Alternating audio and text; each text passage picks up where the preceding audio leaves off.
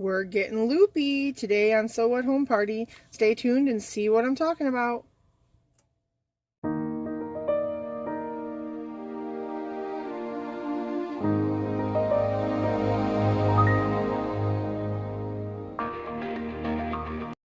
Welcome back to So What Home Party. My name's Andrea, and today we're going to be talking about loops. And what I mean by that is we are going to do another product review. I did one of these before with the different other brands that make the loopy yarn. But today we're going to be doing a product review of the Lion brand's yarns Off the Hook loopy yarn. It is the yarn that was made and constructed to allow you to, like the label says here, it's going to allow you to use no hooks or needles. Now I have to say that you actually will need a hook at the end or a tapestry needle to weave in your ends, just like any knitted or crocheted project. However, we'll get into all of that. But I just wanted to do this product review because I wanted to compare the difference in the two kinds that we had. You can check out the video of the other review of the other loopy yarn I did in the iCard right here. But otherwise, let's go ahead and check out this yarn. So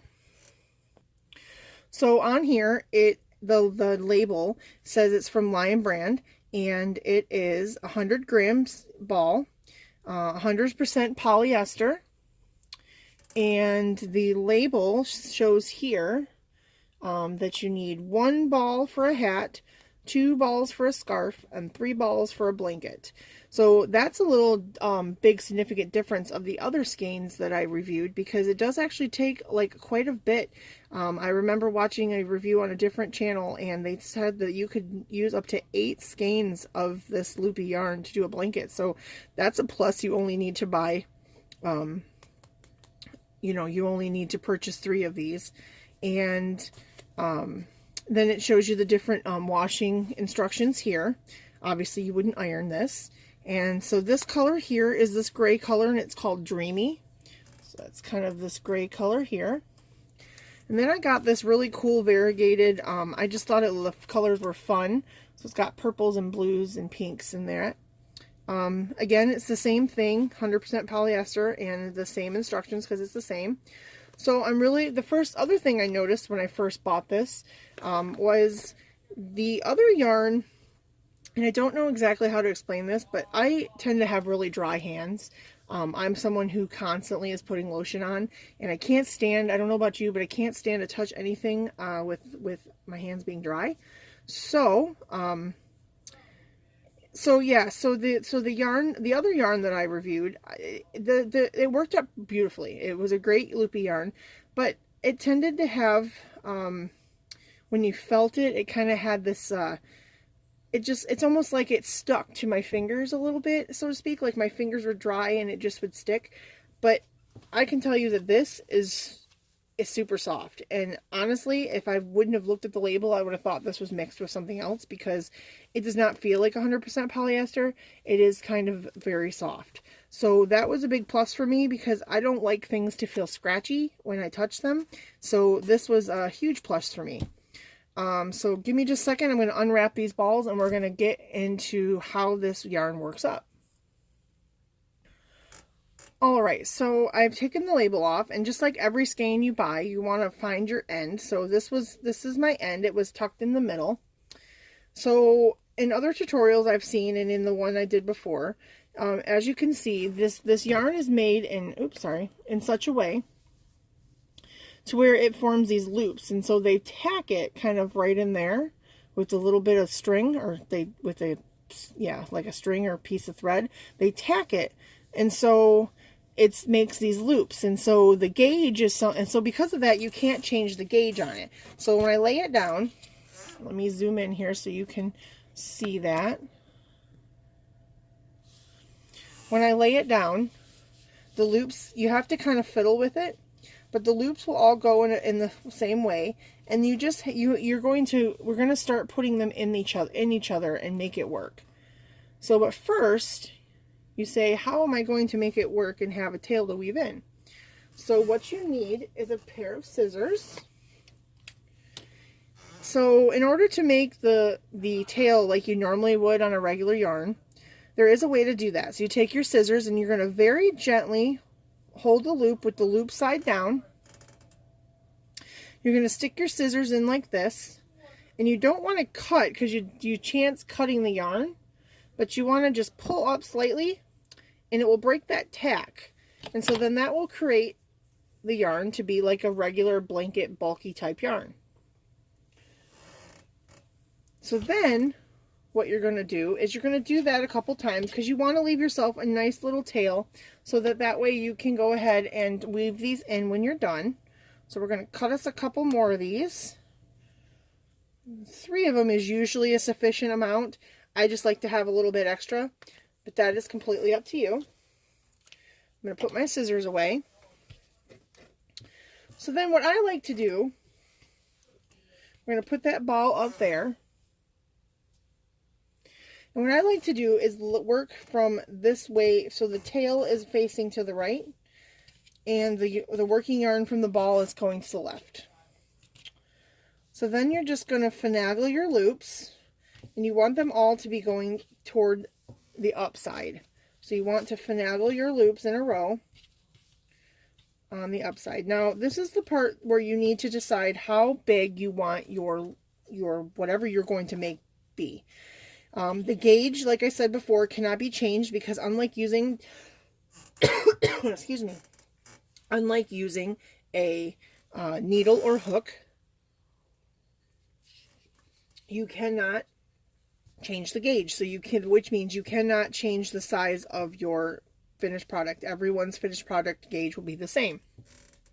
But you can, however, change how big or small the thing is that you want to make. So if you're making a hat, I've not made a hat with this before. I've only made a scarf. So, and that's what we're going to do here. But for a hat, you would just follow however many loops it says for the pattern, and the same for the blanket. So I'm going to make a scarf, and I want my scarf to be, oh, let's see. I don't know if I want it to be there or there. I think this is a good size. So if you'll count with me, that's 1, 2, 3, 4, 5, 6, 7, 8, 9, 10. And actually, you know what? I'm going to make it an even 10. So there's 10 loops that I have facing upwards. So now what we're going to do, and this is where it gets a little tricky, is we're going to we need this to come back the other way like you would when you work your crochet or your knitting. You go back and forth. So what you're going to do is once you have this laid out, so make sure you have your 10, it's 3, 6, 9, and 10. Put your finger here. And you could also, if you wanted to, and let me see if I can find one that's handy, you can use a stitch marker. I like to use these because they help me hold my place. And then I don't have to, I can visually see where I was at. So I'm going to use a very large stitch marker and just place it right here on the end. So now I know that is where my 10 is. So now what you're going to do is very carefully hold your foundation row down with your hand, and you're going to make sure you have a big enough tail, and you want to turn your ball back the other way. Move the stitch markers out of our way. So you want to make sure that it's not getting too tangled, but you want to have this coming back the other way. So now what you need to do is kind of make it so that all the loops coming this way are facing down, and it may be a little tricky to do, but they're not going to lay completely flat yet. So now when you have basically this is going in the other direction, I'm going to finagle the zoom so that you can see.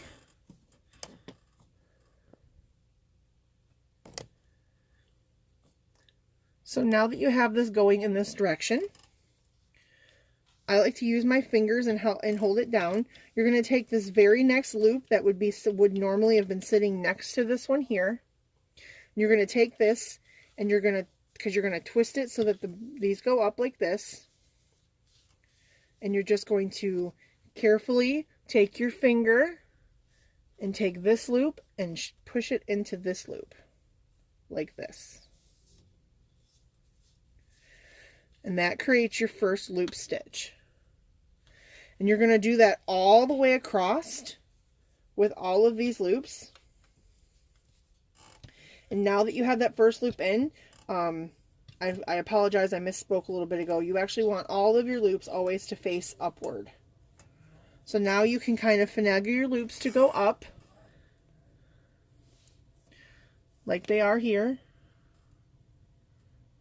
Okay, and now we're going to go back in there and we're going to do the next loop. So for the next loop, we're going to take this loop here. This is the next one. You want to make sure you always get the right one, because if you for some reason grab the wrong one out of place, it's going to look really funny. And you'll notice because it'll have this weird bump on the back. But this is the next loop, so we're going to grab the second loop. And we're going to take the one that would be next to this one here. So this would be your next loop. And once you continue to go, it's going to get easier to know which loop comes next. But you're going to pull that loop up, and that's your next loop. So now you have 2 loop stitches. And this is basically the whole process of these loops. You literally are just going across and cramming the loops in there. Oops, sorry. Cramming the loops in there, and you just keep going across like so. And just make sure you're picking that very next one, putting your loop in, pulling it out, giving it a little tug, kind of finagling it, laying it flat. And you just keep going across. So I'm going to go across and do a few rows, and then I'll come back and show you how you add on the next color, because I want mine to have a variegated color. So I'll be right back. Alright, I just wanted to pop in here and show you really quick what your first row would look like. So that is the first row of all of that. So that is how you go across, and this is, and so if you put my hand, if I put my hand here, you'll see that that is where my scarf will be. So that is the width, and you literally just continue up. You don't need any tools to do so. It's just your fingers, and you just continue on. So I'm going to come back in a few minutes and show you how you add a new color, and then we'll talk about final thoughts. Okay, so now to add another color, I always want my tails to be on the same side, so I'm going to take my scissors and I'm going to try to trim a few, just like we did before. We're going to take the loop, put your scissors inside the loop, and just pull up. And then we're going to do that with this one. We're going to take the scissors and pull up. That creates a tail. And do one more. Like I said, I like to do 3, just because it gives me a nice tail. And 3. So then you can go ahead and snip it off, like about there. We'll move that ball of yarn out of the way. And now you can see the so far how the progress is going. I'll zoom in here so you can see, but you can see how it nicely stitches that right up, just like a knitting project. And it's very nice, again, for like people who are elderly or have trouble using their hands anymore and they can't use the crochet. This works up quite nicely. So now I'm going to take the other ball of yarn, this nice colorful one, and we're going to do the same thing we did before. I'm going to take the ball and try to find my string here, which pulls right out of the middle. Set that out of the way. Set that out of the way, and now we have this colored stuff here. And we're going to go ahead and make ourselves a tail on this one.